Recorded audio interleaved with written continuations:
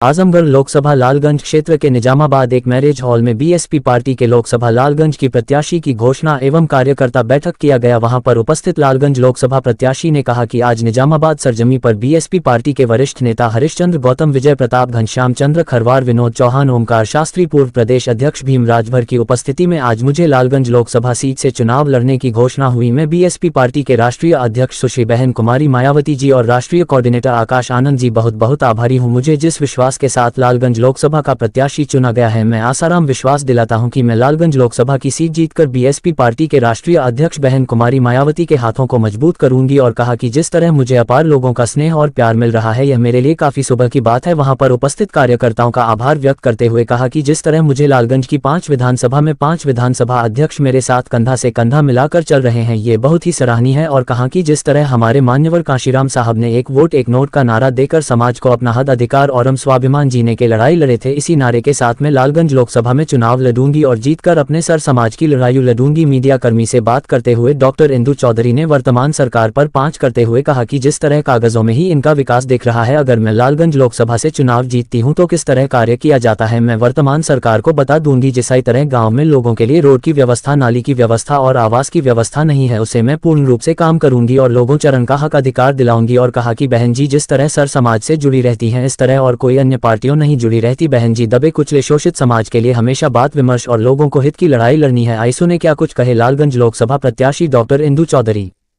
प्रत्याशी है, कैसा समर्थन मिल रहा है? जनता का अपार समर्थन मिल रहा है और गांव-गांव में जो हम जनसंपर्क कार्यक्रम कर रहे हैं, वहाँ पे जनता इतनी उत्साहित है। न केवल शेड्यूल कास्ट बस्तियाँ, बल्कि जो अदर कास्ट ओबीसीज की बस्तियाँ हैं, यहाँ तक कि जो सवर्णों के जो हैं, हम उनको भी टच कर रहे हैं। वो लोग भी अपना पूरा प्यार, आशीर्वाद और स्नेह दे रहे हैं। किन मुद्दों को लेकर और किन समस्याओं को लेकर आप चुनाव में आई है? देखिए, जो हमने अभी बोला उससे आपको आधी चीज़ें क्लियर हो जानी चाहिए कि हम मुद्दे आधारित चुनाव नहीं लड़ते हैं। भारत का संविधान ही हमारा असली एजेंडा है, असली मुद्दा है और उसी को लेके हम जनता के बीच में हैं। संविधान मजबूत रहेगा, संविधान सुरक्षित रहेगा तो जनता की हर प्रकार की जो समस्याएं हैं उनका निदान हम आसानी से कर सकते हैं। क्या बीजेपी के सरकार में लोकतंत्र और संविधान खतरे में है? जी, बीजेपी के सरकार में संविधान और लोकतंत्र खतरे में है? इसका बेहतर जवाब तो आप ही लोग दे सकते हैं, क्योंकि मेन स्ट्रीम मीडिया, जिसको गोदी मीडिया के नाम से कहा जा रहा है, वो इलेक्टोरल बॉन्ड जैसी बातों पे चुप है। वो इतने बड़े जो LIC के प्राइवेटाइजेशन पे चुप है। इतने तमाम एयरपोर्ट बनाए जा रहे हैं जबकि कोई भी सरकारी एयरलाइंस नहीं है। ऐसे मुद्दों पे चुप है तो बेहतर आप बता सकते हैं कि संविधान खतरे में है कि सही सब कुछ सही चल रहा है। मानवर काशीराम ने एक नारा दिया था कि दलित मुसलमान करो विचार, कब तक सहोगे अत्याचार। क्या दलित मुसलमान का जो इत्तेहाद है, जो एकता जो है, इस चुनाव में जो है आपको मिलेगा? जो मुसलमानों का भी 100% मिलेगा। हम तमाम मुस्लिम बस्तियों में भी जा रहे हैं और जो हमारे मौलाना लोग हैं वो लोग भी हमें पूरा अपना प्यार समर्थन दे रहे हैं और वो यही कह रहे हैं कि जिस प्रकार हमने पहले भी मान्यवर कांशीराम साहब का सहयोग किया, आज आप हमारे बीच में फिर से एक बहुत लोकप्रिय व्यक्ति है मैदान में, जिसको हम YouTube के माध्यम से सुनते आए हैं। तो अब उसको अगर हम प्रत्यक्ष रूप से देख रहे हैं तो हम निश्चित रूप से हम आप ही को सपोर्ट करेंगे। तो बहुत प्यार, हमको बहुत स्नेह और सहयोग मिल रहा है। कांग्रेस पार्टी है, बीजेपी है और समाजवादी पार्टी है। इन लोगों की निगाहें जो है, नजरें जो है दलित वोटरों पर लगी हुई हैं और सेध लगाने की कोशिश कर रही हैं। और ये पार्टियां अब जो है मानवर काशीराम और दलितों के सम्मान की बात कर रहे हैं। क्या आपको लग रहा है कि जो दलित बेस वोट है बीएसपी का, वो उनमें फूट तो नहीं पड़ेगा, दलित वोटों का बंटवारा तो नहीं होगा? मान्यवर कांशीराम ने जो कैडर तैयार किया है ना, उसमें सेंध लगा पाना इस जन्म में तो किसी के लिए पॉसिबल नहीं है। हाँ, इसके लिए आप अगले जन्म तक का इंतजार कर सकते हैं, क्योंकि जो कैडर बेस्ड वोट है उसको कभी कोई खरीद नहीं सकता। साहब ने ना बिकने वाला समाज तैयार किया था। जनता गरीब जरूर है लेकिन अपने स्वाभिमान और अपने सम्मान के साथ समझौता करने के लिए तैयार है। मुख्तार अंसारी की मौत को आप किस तरह से देखती हैं? हमारी नेता ने ट्वीट करके पहले ही बोल दिया कि एक षड्यंत्रकारी मौत की निष्पक्ष जांच होनी चाहिए और उनका जनाजा देख करके ये साफ तौर पे लग रहा है कि मोदी मीडिया द्वारा जिस प्रकार से उनकी छवि बनाई गई है वो बिल्कुल गलत है और उनकी जिस प्रकार से मौत हुई है उसकी जांच करके दोषियों के खिलाफ कड़ी कार्रवाई की जानी चाहिए। तो इस चुनाव में जो है जिस तरह से समाजवादी पार्टी के प्रत्याशी हैं, बीजेपी के प्रत्याशी हैं, तो कोई चैलेंज रहेगा इनके सामने आपका? हमारा देखिए फाइट सीधे बीजेपी के साथ में ही है, क्योंकि उन्होंने जिस तरीके का माहौल पैदा किया है, भय वाला, भ्रष्टाचार वाला जो माहौल पैदा किया है, और जिस प्रकार का सुशासन बहन कुमारी मायावती जी का रहा है, जहाँ पे जनता सुखी से थी, व्यापारी सुखी से थे, महिलाएं सुरक्षित थी, तो झूठे सशक्तिकरण के वादे जो आज दिखा रहे हैं और सही असली सशक्तिकरण बहन कुमारी मायावती जी के शासन में जो दिखा, अंतर जनता साफ देख रही है और आने वाले चुनाव में उसके परिणाम देखेंगे। आप एक डॉक्टर हैं, प्रोफेसर हैं, आपको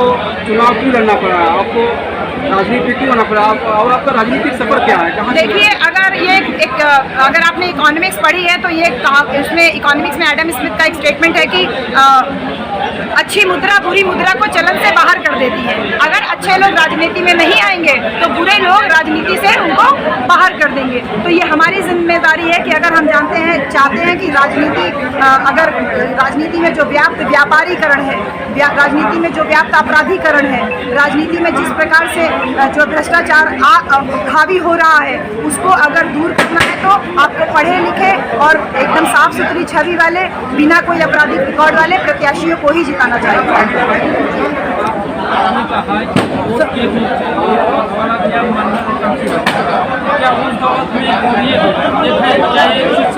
बिल्कुल संभव है और हम ये संभव करके दिखा रहे हैं, क्योंकि हम सरकारी नौकरी में थे और जब हमारे पास एक भी रुपया नहीं है, हमने कहीं से एक भी रुपया जो है कभी अपने लिए नाम पे धन संपत्ति नहीं रखी, तो हम जनता के बीच में यही नारा लेके जा रहे हैं, एक वोट और एक नोट। जनता हमको वोट भी देने का प्रॉमिस कर रही है और साथ ही साथ अपना एक नोट भी दे रही है, चाहे वो 1 रुपया ही क्यों ना हो, 10 रुपया ही क्यों ना हो। जिस भी गाँव में जा रहे हैं तो जनता कह रही है कि बहन जी, हम आपको ये सहयोग दे रहे हैं अपनी तरफ से कि आप चुनाव मैदान में हैं, तो हमारा जो छोटा सा सहयोग है वो आप।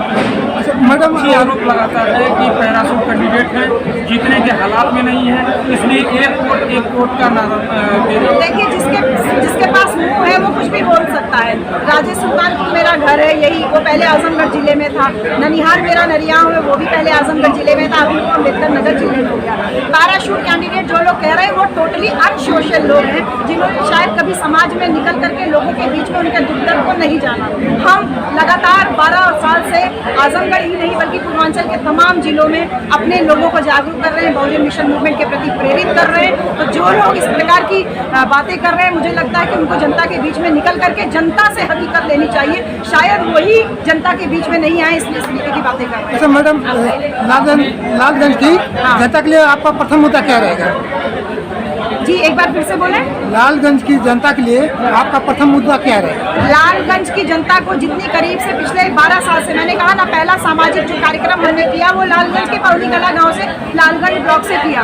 तो जो समस्याएं मैं ज़मीनी तौर पे देख रही हूँ कि गांव में पक्की नालियाँ नहीं है, सड़क नहीं है, मकान नहीं है पक्के, लोग आज भी जो है टूटे फूटे छप्पर में रहने के लिए मजबूर हैं। तो बड़े बड़े मुद्दे जो मेन स्ट्रीम मीडिया, गोदी मीडिया के द्वारा बनाए गए हैं कि ये बनेगा वो बनेगा, हम जनता की जो वास्तविक समस्याएं उनके गांव में, उनके घरों में पहुंच करके ही देखी जा सकती है। जिस प्रकार से उनकी थालियों से, उनके भोजन से दाल गायब हो रही है, जिस प्रकार से पोषण को उनकी थाली से सरकारों द्वारा छीना जा रहा है, बेरोजगारी की जिस प्रकार से मार है, शिक्षा नहीं गांव तक पहुंच रही है। हमारा पहला मुद्दा यही होगा कि हर गांव में पक्की सड़क हो, उनके पास पक्के मकान हो, जनता मान सम्मान के साथ में अपना जीवन जी सके।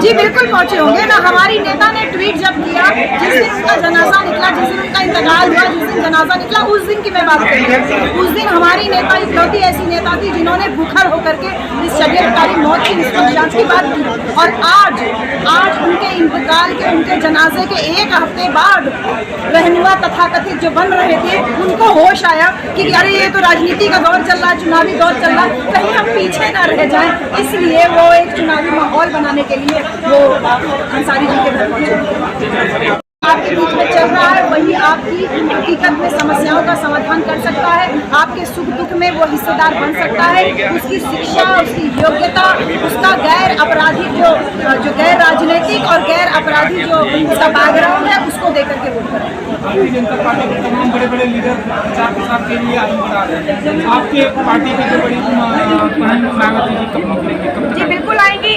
हमारी बात भी हुई है बहन जी से। बहन जी ने कहा है कि उनकी एक रैली बनारस में भी होगी और आकाश आनंद जी की भी रैली प्रस्तावित है यहाँ पर। और इसके साथ ही साथ तमाम वरिष्ठ नेता, तो आप यही देख रहे हैं कि इस कार्यक्रम में हमारे तमाम वरिष्ठ साथी, तमाम वरिष्ठ नेता वो स्वयं पहले से ही यहाँ मौजूद है। तो प्रचार प्रसार तो चल रहा है, हमारा हवाई प्रचार नहीं चलता है। हमारी प्रचारक हमारी जनता है, वो जनता जो गाँव में रहती है, वो खुद मुख से जो साहब कहते थे माउथ मीडिया जो सबसे स्ट्रॉन्ग, सबसे शक्तिशाली साधन है प्रचार का, हमारा प्रचार उसके द्वारा चल रहा है।